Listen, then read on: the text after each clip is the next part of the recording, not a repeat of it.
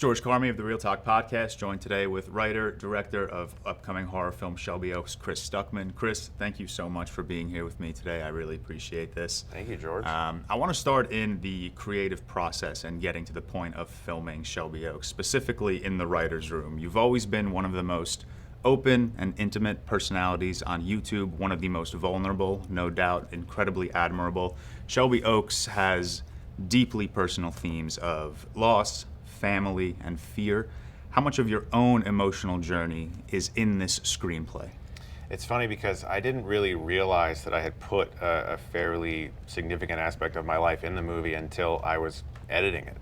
And oftentimes that happens when you sort of like unconsciously are putting things in your work, and then you're looking at it and you're like, okay, so that was more personal than I even realized. But gratefully, it's the type of thing that feels a little more universal. And I'll just be real with you. Like, you mentioned vulnerability and being personal on my channel. When I was about 12, I was raised as a Jehovah's Witness, and they practice shunning. So if you leave that faith, that person is to be viewed as spiritually dead. And my sister left that faith when I was 12. And so I was not permitted to speak to her anymore. I was not permitted to see her or even really know where she even lived. She moved overseas. And as far as little 12-year-old me was concerned, my sister was spiritually dead. And lo and behold, I make a movie about someone who's lost their sister, and the world thinks that her sister's dead, but she is sure she's alive and is trying to figure out where she is. So it was the type of thing that I didn't even realize as I was writing it, but I think I was going through some therapy when I was working on it. Was there any hesitation editing the film to take out these bits that maybe you thought got a little too personal? No, definitely not. As soon as I realized that I had kind of unconsciously did it, I was like, oh, this is great. This is like, I'm, again, not closing my book. I'm leaving it open, which is good for making a movie, is to just be, as open as you can and let your heart be seen. Yeah, absolutely. And speaking of making movies, you made this jump from critic to filmmaker, and you've dedicated your life to watching films, analyzing films, dissecting films. Was there anything particularly humbling about the filmmaking experience? Anything that challenged previous perspectives on movies? I think that as soon as you really actively start working on movies, and especially if you visit other people's sets and you're looking at the way other people work too, other filmmakers, and you're seeing how hard people really do toil to get something made, and you're there day in and day out, even if it's not your movie or if it is your movie. In the case of Shelby Oaks, I think there was just this real admiration for every film, even if I don't necessarily like the movie. Yeah. Just the fact that so many people got together to make it and to work as hard as they do. And when you see like the crews working so hard, and I had an amazing crew on Shelby Oaks. We had such a hard-working crew. People were really just working hard, and you get a respect level for the craft that you don't get unless you're really seeing it in action. And so I can go to a movie now, and even if I don't necessarily love it, there's a part of me that's like, okay, I know that somebody or multiple people went through a lot to get this on the screen, and I respect that. And on top of this amazing cast and crew, you've also built a massive following on YouTube. You're one of the most connected personalities on YouTube with their audience. Was there any expectations there, any pressures of expectations to meet, Yes. to make sure you don't let the audience down? Yes, especially since, we did Kickstarter, and I was very nervous about doing that at first because I had never really asked the subscribers for anything before, and it was very much so like I just didn't want to appear like I was like, please sir, can I have some more? You guys have already given me so much. You allow me to do this for a living, and I felt strange about asking, but as soon as they responded in such a big way with what we were able to generate, then I was like, okay, I really need to make sure that not just the film itself, but with like the rewards and the tiers that we've offered, that we're really giving them everything we can to make sure they have a really good experience. Did this at all affect the creative process? Did you let that kind of, shift the way you approached writing or directing? Gratefully not, because the script had already been written at that point. What it did change in a good way, what initially I was concerned about, but it was really fun, is one of the rewards was we had a documentarian follow us through the whole shoot. And the backers got to watch like episodes of like little featurettes throughout the making of process, which was fun. But at first I was like, there really is somebody filming me like all the time. It felt like, you know, some reality show or something. And then I eventually started to kind of like it. Like I found it, like we would call cut and I'd look over at the documentarian and I'd be like, what do you think? And it like became a thing of like, okay, I'm actually kind of enjoying this now. Is the making of Shelby Oaks something we could expect in the future? Definitely. Absolutely, that sounds incredible. I want to ask 2 questions in particular about the film.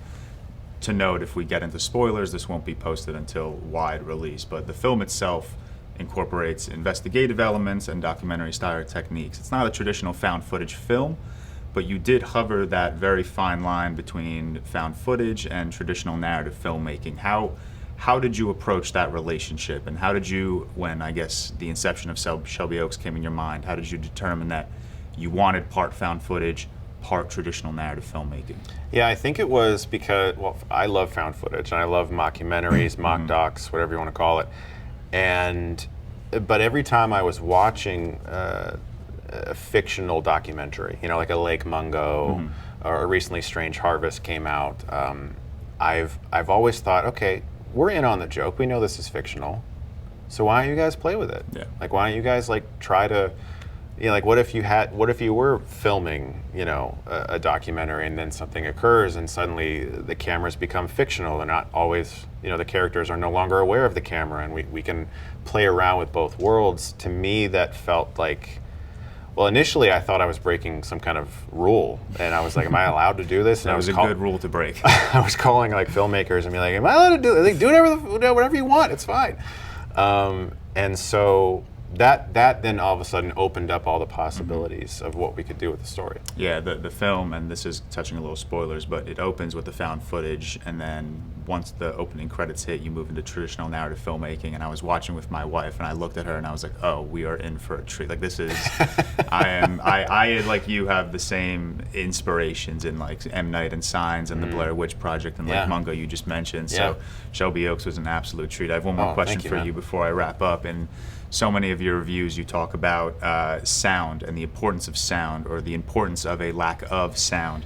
There are so many awesome lingering shots in Shelby Oaks where you don't overwhelm us with sound design, but the opposite is true, where you let us sit in silence, and it just amplifies this sense of dread and unease. How did you dial into the auditory experience you wanted your audience to have? Were there any film or filmmaker inspirations for sound in particular? I love this question. Yeah, so we got to mix it on the Fox lot, which was crazy, because you're walking through and there's like a Die Hard mural that's on a building, and there's a Star Wars mural, and all these legendary movies have been sound mixed there. The Alfred Newman scoring stage is there, where they did the Jaws score, and sitting there with the mixers, you know, really just going through every little moment, and we realized that less is more, and I think like films like The Quiet Place have proved that, where you know there are movies that can really assault your ears, and those can be fun too, but we love the idea. There's sort of like, without getting into spoilers, but there is this kind of idea that whenever a presence is near or close to us in the film, it changes the soundscape. Things will get quieter, the room tone will go down.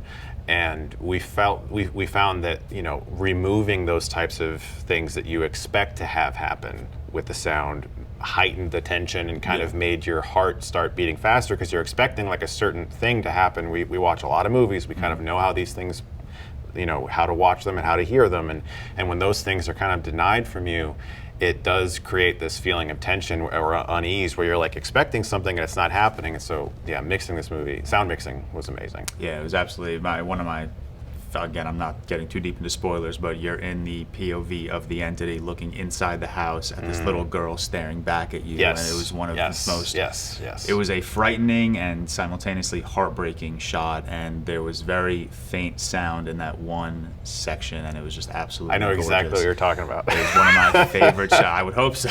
I was really excited about that when we mixed that. That was like, Yeah. okay, this is cool. One of my favorite shots of the entire project. But Chris, I really appreciate your time. Thank This you. has been great. Thank you so much, man. I appreciate it. Thank you.